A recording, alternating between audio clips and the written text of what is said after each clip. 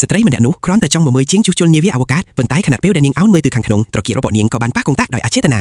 នៅវិនាទីបន្ទាប់ទ្វារនាវាអវកាសក៏ត្រូវបានបើកយ៉ាងយឺតហើយឧបករណ៍ឡាសែនៅខាងក្រៅក៏ចាប់ផ្ដើមដំណើរការដែរស្ត្រីដែលកំពុងស្រឡាញ់កាំងម្នាក់នោះនៅតែមិនយល់ពីអ្វីដែលកំពុងកើតឡើងឡើយដោយមិនដឹងថាបងខ្លាំងដែលនៅខាងក្រៅហេតុនឹងជួបគ្រោះថ្នាក់នោះតើស្រាប់តែពន្លឺព្រះអាទិត្យដែលមានកម្ដៅជាង60អង្សាបានជះចំលឿទាំងប្រមូលពន្លឺបន្ទាប់មកកាំរស្មីឡាសែរាប់ពាន់អង្សាបានទម្លុះចូលក្នុងកាប៊ីនហើយបាញ់ចំកណ្ដាលម៉ាស៊ីនតែម្ដងភ្លាមនោះឧបករណ៍មួយឈុតនៅក្នុងកាប៊ីនក៏បានផ្ទុះឡើងជាបន្តសំណាងល្អសម្រាប់ឯងណាលោកប៉ុន្តែចំពោះវិធីបិទឧបករណ៍ឡាសែវិញស្ត្រីម្នាក់នោះមិនដឹងអីសោះក៏បានត្រឹមតែចុចប៊ូតុងខាងលើប្រេះប្រដាប៉ុន្តែអ្វីដែលនឹកស្មានមិនដល់នោះគឺឡាសែពិតជាបានឈប់មែននៅពេលឃើញគ្រោះថ្នាក់ត្រូវបានដោះស្រាយបងខ្លាំងស្មានថាស្ត្រីម្នាក់នោះបានជួយច្រើនក៏បន្តដោះបន្តាជីបដែលទំនុកចិត្តតាមពិតទៅវាគ្រាន់តែដោយសារតែពពកបាំងព្រះអាទិត្យប៉ុណ្ណោះវាមិនមានពាក់ព័ន្ធនឹងការចុចរបស់ស្ត្រីម្នាក់នោះបន្តិចសោះឡើយនៅពេលដែលព្រះអាទិត្យចេញពីពពកឧបករណ៍នឹងដំណើរការឡើងវិញចំណែកបងខ្លាំងវិញគឺមិនដឹងរឿងនេះតតែសោះនៅពេលដែលព្រះអាទិត្យហៀបនឹងចេញពីពពកប្រសិនបើឧបករណ៍ដំណើរការបងខ្លាំងប្រកាសជាស្លាប់នៅនឹងកន្លែងមិនខានក្នុងស្ថានភាពដ៏គ្រោះថ្នាក់បំផុតសំណាងល្អដែលបងខ្លាំងដោះបន្តាជីបចេញទាន់ពេលនេះទើបអាចគេចផុតពីគ្រោះថ្នាក់ដល់ជីវិតបានប៉ុន្តែមិនទាន់ទាំងបានអបអរសាទរផងការផ្ទុះក៏បានចាប់ផ្ដើមឡើងនៅក្នុងមូលដ្ឋានអ្នកទាំងពីរឃើញដូច្នោះក៏ប្រញាប់រត់គេឃើញយ៉ាងស្លន់ស្លោទីបំផុតពួកយើងបានរត់ចេញមកដោយសុវត្ថិភាពហើយ